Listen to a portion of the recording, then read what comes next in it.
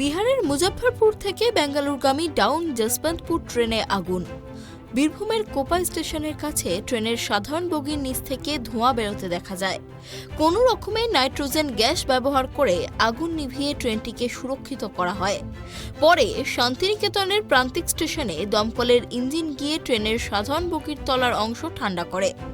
বিহারের মুজফ্ফরপুর থেকে বেঙ্গালুরুগামী যশবন্তপুর এক্সপ্রেসের সাধারণ বগি থেকে ধোঁয়া উঠতে দেখা যায়। বীরভূমের কোপাই স্টেশন পার হওয়ার পর ট্রেনটিকে দাঁড় করানো হয়। ধোঁয়ার পরিমাণ বেশি দেখে আতঙ্কিত হয়ে পড়েন রেলযাত্রীরা। তড়িঘড়ি রেল কর্মীরা এসে নাইট্রোজেন গ্যাস ব্যবহার করে ধোঁয়ার আগুন নিয়ন্ত্রণ করেন। তার আগে সাধারণ বগি খালি করে দেওয়া হয়। পরে ট্রেনটি প্রান্তিক স্টেশনে এসে দাঁড়ায়। বোলপুর দমকল বিভাগ থেকে ইঞ্জিন নিয়ে গিয়ে জল দিয়ে ঠান্ডা করা হয় বগির নিচের অংশ।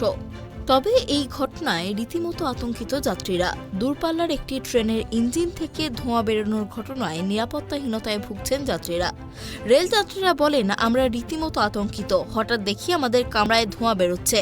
সবাই ট্রেন থেকে নেমে পড়ি ভয়ে। মহিলা বাচ্চারা সঙ্গে রয়েছে। हम रेल सरकार से अनुरोध करते हैं कि इस बोगी में कुछ न कुछ प्रॉब्लम है।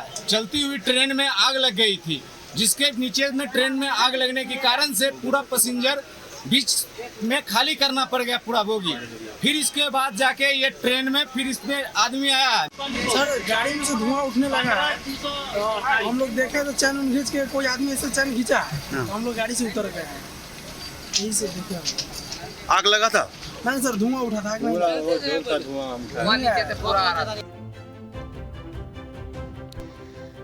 প্রসঙ্গত উল্লেখ্য, সদ্য বালাসোর রেল দুর্ঘটনার রেশ এখনো কাটেনি। দূরপাল্লার ট্রেন থেকে ধোঁয়া বেরোনোয় রেলের গাফিলতি নিয়ে প্রশ্ন উঠছে। বীরভূম থেকে জয়ন্ত দাসের রিপোর্ট, ট্রাইব টিভি।